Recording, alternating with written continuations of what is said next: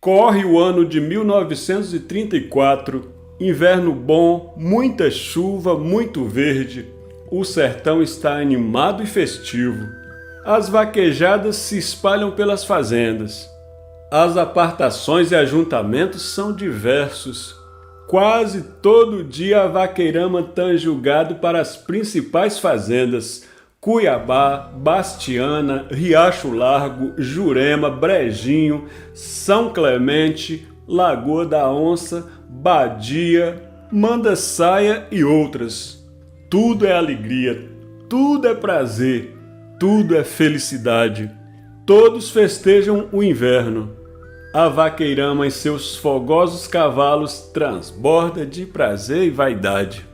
Tanta felicidade era apenas empanada pelo flagelo do cangaço, desgraça que há 5 anos dizimava aquele sertão. A seca já nem se podia considerar a grande peste sertaneja. Pestes mesmo eram os cangaceiros e as volantes. Misérias que chegaram para infelicitar ainda mais aquela gente. Eram momentos de sublime lazer. Os rapazes e as mocinhas proseando e namorando, velhos contando histórias e causos de almas penadas, fogo corredor, zumbi, sem faltar os pormenores das caçadas de onça sussuarana, pegas de boi brabo e as façanhas dos cangaceiros e valentões. Esse maravilhoso viver ia aos poucos se acabando. As festas que tantos alegravam agora tinham um misto de prazer e preocupação. Desde a chegada, em 1929, dos cangaceiros, todos haviam perdido a tranquilidade. Agora viviam amedrontados e sujeitos aos perigos que poderiam se tornar mortais. O sertão só fala e respira o medo. Medo do bandido e da volante. Todo dia chegam as mais monstruosas notícias. A fama perversa de um baiano das bandas de xorroxó se espalha por todos os lugares. É ele, o cangaceiro Zé Baiano, o antigo pedreiro Aleixo. Um seu parente, também cangaceiro, chamado Zé Sereno, vive rondando os arredores de Poço Redondo.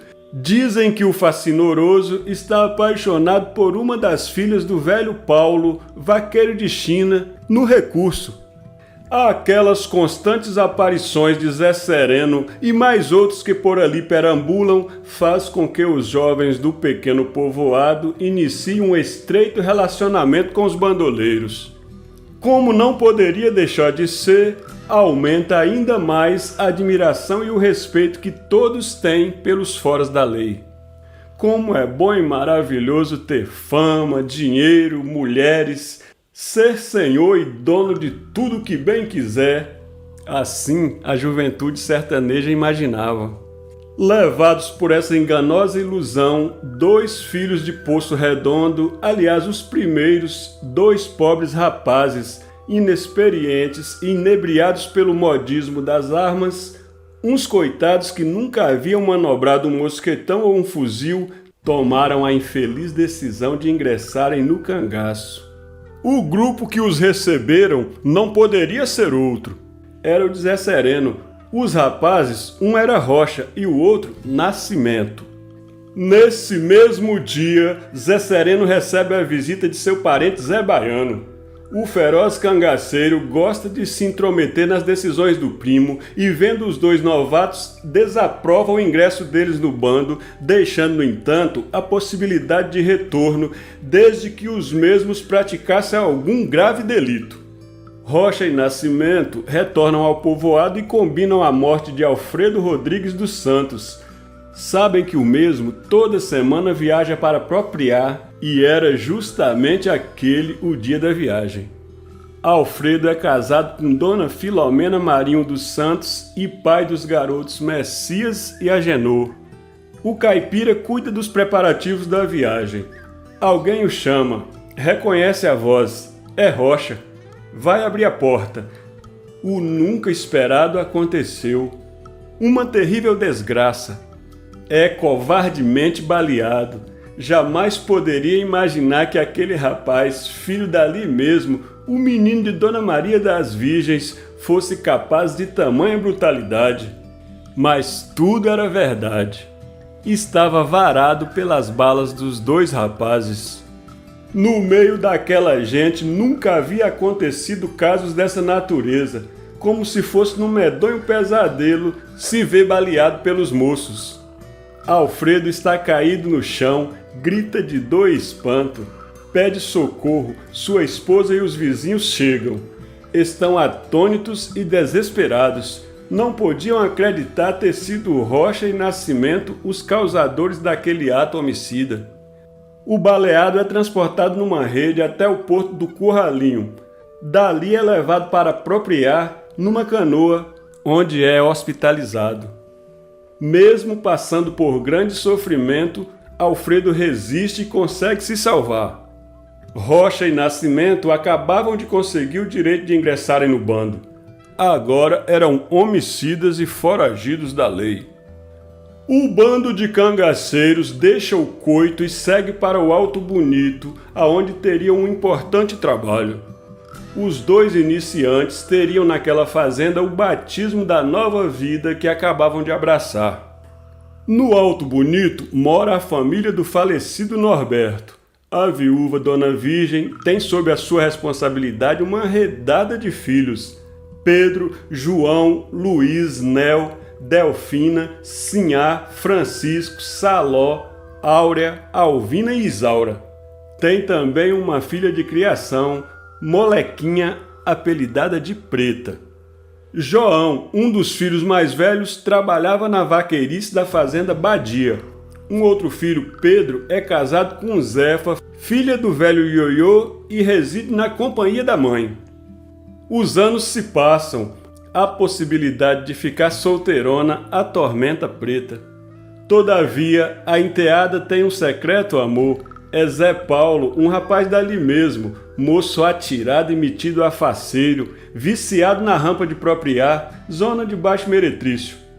A mocinha não sabe que aquele malfadado bem-querer é a sua completa e total ruína. Mal intencionado e enegrecido de coração, o conquistador alimenta a esperança da mulatinha, transformando com isso o romance em uma medonha tragédia. Eis que Preta começa a sentir enjoos, ânsias e vômitos. Está grávida. Desesperada, cheia de dúvidas e incertezas, participa ao amado a grande novidade. Para o rapaz não poderia ter aparecido nada pior. No entanto, treiteiro e perverso, finge se alegrar com a notícia. Mentira! Estava mortificado. Toma uma decisão. Não iria permitir que aquela gravidez fosse em frente. É esperto, engana a namorada, lhe diz que antes da barriga crescer, iriam se casar. A felicidade da sertaneja foi sem igual. A intenção do parceiro deixou-a orgulhosa e envaidecida. Era o que mais desejava naquele momento. Iria compensar aquela demonstração de amor e carinho com tudo que uma mulher possa oferecer a um homem. Todo o seu pensamento se voltou para o amante e o filho que estava gerado em suas entranhas. Porém, algo estranho aconteceu. Zé Paulo convida a namorada para fugir. Não havia necessidade. Para encobrir a sua maléfica intenção, o moço alega que não quer que os familiares da sua amada descubram a verdade. Sem nada desconfiar, a caboclinha aceita o convite e se prepara para fugir com o amante. Não sabia a infeliz que aquele homem era um monstro. Zé Paulo, desde o momento que soubera da gravidez da namorada, começou a fazer planos para se livrar daquela séria inconveniência. A situação se agravara. Não iria de maneira alguma se casar. A situação fugira ao seu controle. Agora só lhe restava uma alternativa: matá-la. Dito e feito. Numa tardinha, Preta finge uma visita a Mandaçaia. O pretenso noivo está à sua espera. Ganham o mundo. Viajam. Chegam às pias das panelas. As mesmas pias de Lídia, Rosinha e Zé Vaqueiro. O casal descansa nas sombras de uma frondosa quixabeira. O perverso acaricia sua indefesa e inocente vítima. Preta, dengosa, retribui os afetos. Fazem sexo. Após o conúbio, a cabocla, satisfeita e feliz, descansa a sua cabeça no colo do monstro que carinhosamente passa levemente as suas mãos por seus cabelos, alisando-os. De repente, a desgraça. O criminoso aproveita aquele instante de ternura e, como se estivesse impulsionado por todos os demônios, pega uma pedra e esmaga a cabeça da desventurosa, praticando um hediondo crime. A monstruosidade estava feita, havia se consumado. Preta estava morta, brutalmente assassinada. O macabro plano havia surtido efeito. Calmamente, o medonho carrasco retorna para casa. Dona Virgem só se dá conta da falta de sua enteada no começo da noite. Imediatamente a procura. Nada de seu paradeiro, a moça desapareceu. Zé Paulo é um dos mais preocupados e muito se empenha na busca da desaparecida, além de se mostrar profundamente triste e desolado com o desaparecimento da noiva. Semanas depois, o corpo da inditosa é encontrado pelos caçadores. Surgem os boatos e as versões. Quem foi, quem não foi? Era inevitável. Uma versão dava conta de que os cangaceiros haviam sido os autores do monstruoso crime. Esta versão era o motivo da presença de Zé Baiano no coito de seu primo. O feroz bandoleiro estava aborrecido e raivoso com os boatos que se espalharam sobre a morte da filha adotiva de Dona Virgem. A culpa dos boatos de que foram os cangaceiros os culpados pela morte da menina caíra sobre a velha e seu filho João. O ferrador tem em mente um brutal projeto. Pensando nele, resolve visitar o Alto Bonito. Iria colocar aquela conversa em pratos limpos. Ainda muito cedo, a cabroeira chega à fazenda. Alguns filhos de Dona Virgem estão no mato e no roçado. Em casa, apenas a velha e os filhos Pedro e Áurea. É a primeira vez que Rocha e Nascimento, já com os nomes de Canário e Diferente, irão participar de um sanguinário ato. Horrendo suplício tão comum na guerra cangaceira. Aquela família era uma gente conhecida. Nos domingos, todos estavam na feirinha de Poço Redondo, comprando suas provisões semanais.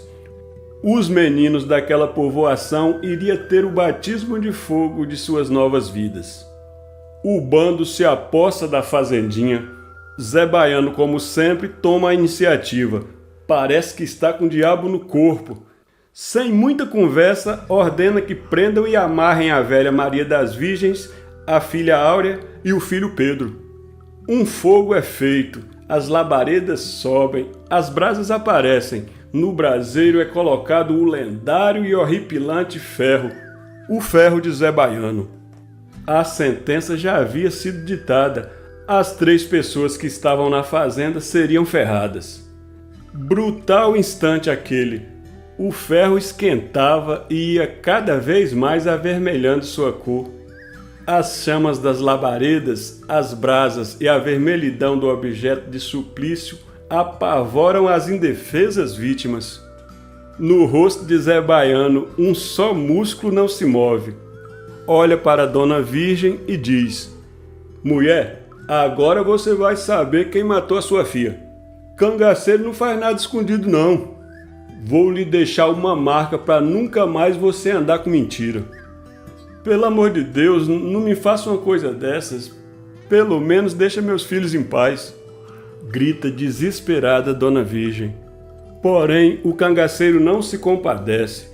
Sem compaixão, mais uma vez, usa o seu terrificante instrumento de tortura e ferra a velha senhora e seus 2 filhos. Assim que termina a macabra missão, o bando se retira. Deixa para trás a marca sanguinária da dor e do sofrimento. Aquela família, desesperada, mergulhada no inferno de tanto sofrimento, naquele mesmo dia, abandona a fazenda e corre para a abadia, de onde, então, segue para a cidade de Piranhas, onde passam a residir. Nunca mais alguém da família retornou ao local da tragédia.